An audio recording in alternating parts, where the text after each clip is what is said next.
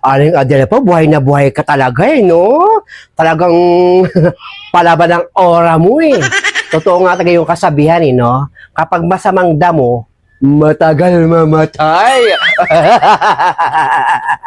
Ay nako, Feli, dumagdag ka pa eh. Pumunta lang ka dito para mang-asar, mang-insulto kay mami. Alam mo, tanda na to eh. Doon ka na! Buisit na Feling taga to. Buisit pa talaga.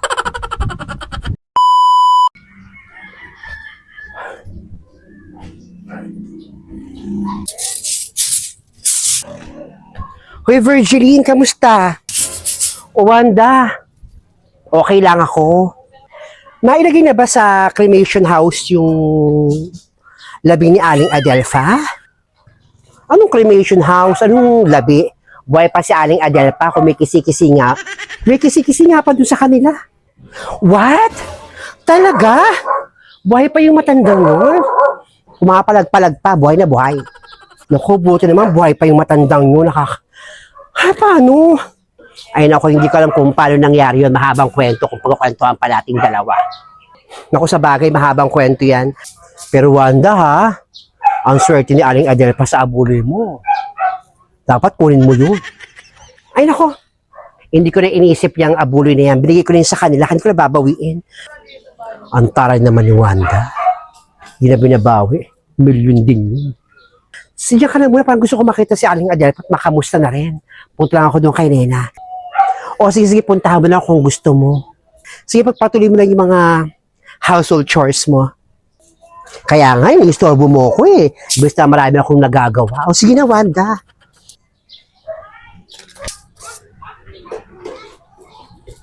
Ang swerte naman ni Aling Adelfa.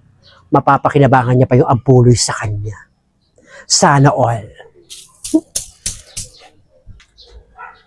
Ay, napakainit ng panahon. Si Wanda yun ah. Hoy, Wanda! Wanda! Nen, Feli, ikaw pala. Saan ka pupunta? Pupunta ako doon kay Nena, kakamustahin ko si Aling Adelfa kasi buhay daw. Eh, paano mo? Sabi sa akin ni Virgin.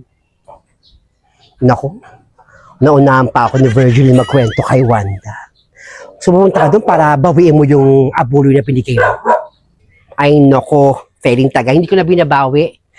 Yung abuloy na yun, once na binigay ko, yung tulong na yun, hindi ko na binabawi. Sa kanila na yun, sa kanya na yun. Para pag namatay siya, hindi na ako mag-aabuloy sa susunod. Ang taray naman ang sagot sa akin ni Wanda.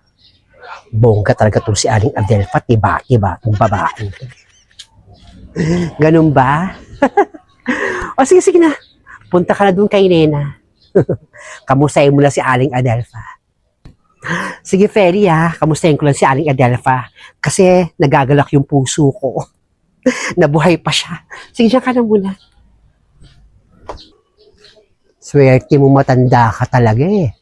Bakit ganun? Swerte pa yung matandang yung kahit napakaitim ng dilaw. Pwisit. Naku, di ba na okay lang, basta ayoko pang mamatay. Magandang araw. Uy, Aling Adelfa. Uy, Wanda, ikaw pala. Natutuwa naman ako buhay na buhay kayo. Naku, maraming salamat sa iyo. Eh, paano mo nga pala nalaman?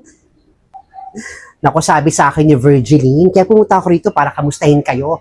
Nasaan si Nena? Buwisit na Virgiline, chismosa talaga. Si Nena, gusto mo tawagin ko? Ay, naku, huwag yun ang tawagin. Napapatulog pala nung kambal. I'm so happy na makita kayong buhay na buhay. Naku, Wanda, salamat ha. Isasorry ko nga pala yung abuloy na binigay mo. Ay, naku, hindi. Hindi ko po babawiin yung bigay ko sa inyo abuloy. Sa inyo na po yun. Naku, talaga. Maraming salamat sa iyo, Wanda. Pero syempre, kapag namatay kayo, wala na akong iaabuloy sa inyo kasi binigay ko na sa inyo. Ikaw talaga.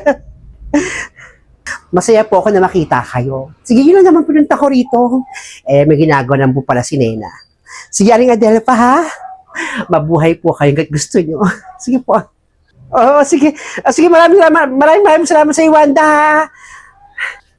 Naku, wala yun. Laki ng perang yun.